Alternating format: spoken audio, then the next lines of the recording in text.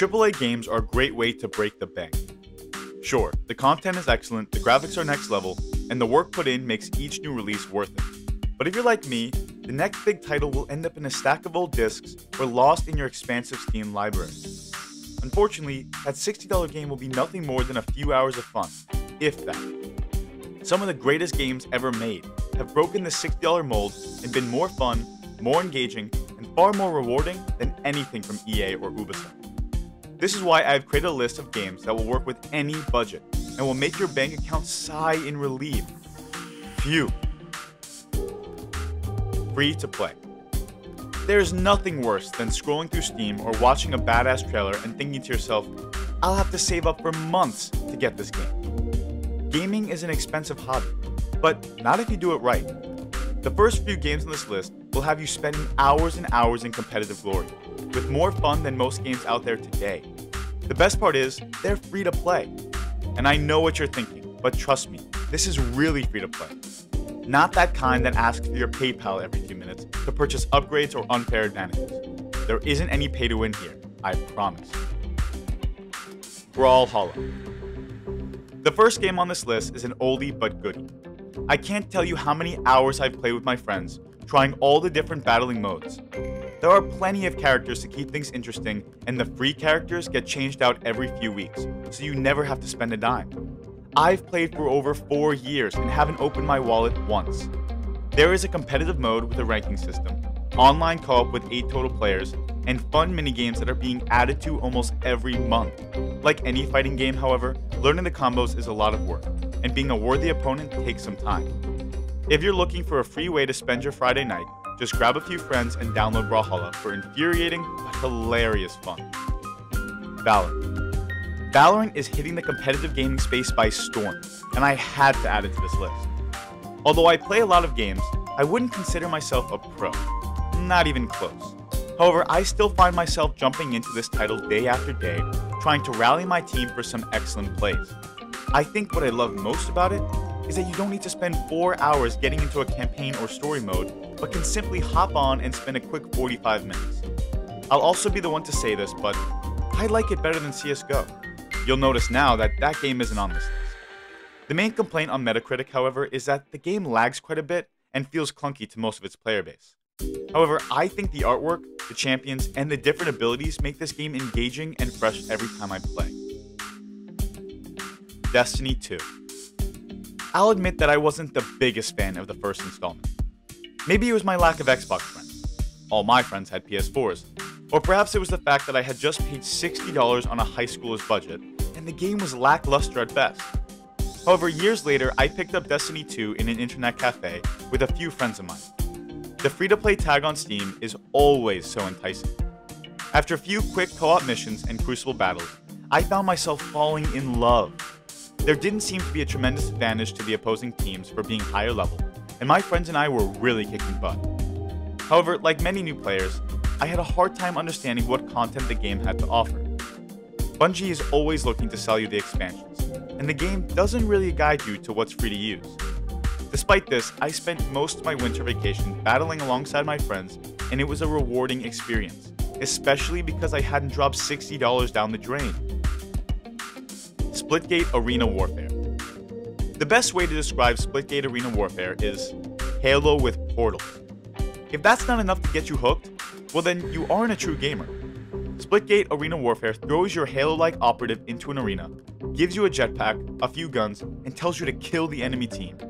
The portals are an excellent mechanic too, adding new forms of strategy to an already crowded FPS space. The game modes are fun, including your common team deathmatch and ranked, with some unique modes like Teabag Confirmed, where you have to teabag your dead opponent to receive the points. Every time you jump into the game, there are always new game modes that keep this title interesting. My favorite? Team Shoddy Snipers. The matches are fast-paced in all aspects such as movement, combat, and total duration. This is one of the many pluses for the game. Unfortunately, the game does fall flat in other ways. My biggest issue is that even after playing and winning, every match I might add, for a while, I found it difficult to reach the level cap necessary to enter the 2v2 and 3v3 ranked modes. Competition is what keeps me engaged in a game, but this one made it difficult to make it there. Even after you can enter the ranked mode, the matchmaking takes a while. Hopefully, this game can increase their player base because it is worth it, and for a free game, it packs a lot of punch. Budget-friendly and fun. Listen to me, sometimes you need to open up that wallet of yours to get some really high-quality stuff. I'm not asking you to drop more than $15 on this list, and there are quite a few that don't even get close to that. But trust me, it'll be worth it. The best part is, I spent hours and hours dropping way more cash than I should have so that I can try out a bunch of titles bringing the best ones to you. They'll be worth every penny, and they don't even cost that many pennies. SuperFlight. If you're looking for a quick and easy game that you can turn your brain off to, then SuperFlight is the game for you. It does have its high-flying, nail-biting moments, but you'll find yourself enjoying every minute as you glide your way through an infinite variety of procedurally generated maps, dodging walls and scoring points. There is also a global ranking system so you can see how close you've gotten to the top. My best is 17,731, so I'm hoping you can do better.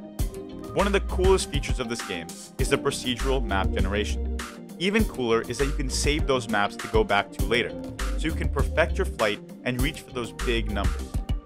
The biggest downside for most players is that the controls are a bit clunky, and the wind resistance can cause your character plummeting to their death without much you can do about it. THOTH. Sometimes you just need a game that will spin you upside down, shake you around, and drop you on your head. THOTH is just that game. You spend your time battling strange, psychedelic shapes, making your way through level after level. The tough part is that each series of levels are broken up into 4s, so if you don't make it to the next series and you die, then you get sent back to the start of that checkpoint. It gets annoying. Really annoying. But if you're clever and you play with a really patient friend, then this game can bring you a really good time. I will admit that the content isn't too expansive, taking my friend and I only a single day to beat the game. However, after you pass all the levels, the game makes you restart with some crazy new upgrades to the enemies. Ultimately, the main complaint for THOTH is how erratic some of the mechanics can be, and oftentimes you are killed without a good reason. If you can control your rage though, THOTH may be the game for you. Islanders. If you like city builders, but you hate how long they take, Islanders is a great alternative. Hovering over an island, you need to figure out what buildings to place so that your point milestone is reached every round. It takes strategy to a new level with its minimalist design. I was confused at first, but after a few tries, having failed to reach the score and sent back to the beginning, I began to get good.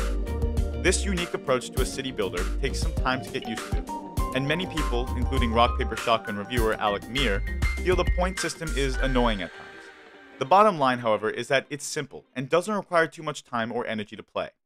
Even better, it's on sale a lot for under $1, so I suggest waiting until those times and snagging a great deal. Speedrunners. With the next few games hitting the $15 mark, I wanted to make sure you were getting the biggest bang for your buck. Speedrunners is no exception.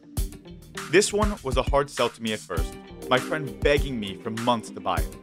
However, after I gave in and spent the first few rounds losing horribly, I began to fall in love. The idea is simple. You run. Really, really fast. Collecting power-ups as you go, you have to survive an intense parkour map which runs you in a never-ending loop until the screen closes in on you and only the most flawless runner will survive. You trip, you fall, you lose. It's simple but wildly addicting. It might just have you saying, "Please, one more race." My biggest issue is that the controls take time to get used to, and the solo adventure mode gets quickly redundant. However, if you've got friends to challenge, you'll be good to go. Starbound. I'd be remiss if I didn't mention Starbound as one of the greatest games for your money that has ever been. It's a big sell, I know, but I stand by it wholeheartedly. And yes, I have tried Terraria, and I love it, but that's on another list. Starbound takes you to the edges of the universe, flying around in procedurally generated planets looking for cool weapons, epic boss battles, and so much stuff that you'll be teleporting back to your ship constantly to make space in your inventory. There is also a series of quests to follow if you're a direction-oriented player like me. Christopher Livingston at PC Gamer does point out that although the weapon variety is incredible, the combat system is the weakest element in Starbound. Despite its clunky combat, this game has been on every PC I've owned since its release, and I've played for hours every now and again. You can play alone or with friends, and it doesn't have No Man's Sky's expensive price tag or false promises.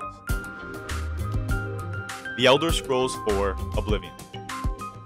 Whatever your feelings for Bethesda are, you can't let them drive you away from the revolutionary game that is The Elder Scrolls 4 Oblivion. The Elder Scrolls 4 Oblivion is one of the most engaging, well-told stories of any game, and contains more content than I could explain. The music, the action, the magic are all incredible aspects of this game. There are endless things that I could tell you that would make this game worth buying at a $60 price tag, but luckily, it's now only $14.99 on Steam. That is why it's on this list. I don't know what you're still doing here. Go download it, now.